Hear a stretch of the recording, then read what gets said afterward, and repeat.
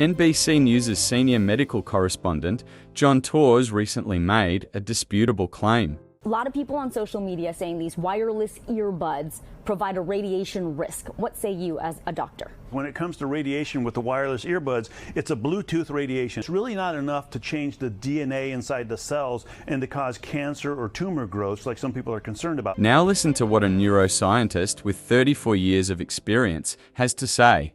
Right there is what you look like after 10 minutes of having the phone up against your head with no areas. Hi, I'm Dr. Dogris. I am a neuroscientist. It's been shown in the literature that EMFs at really high frequency ranges and high intensity can damage cells and mutate cells. If you're exposing yourself to fast frequency at high intensity, then there could be a problem. This is what it looks like when you have the Aries. Oh, it's even better than the baseline.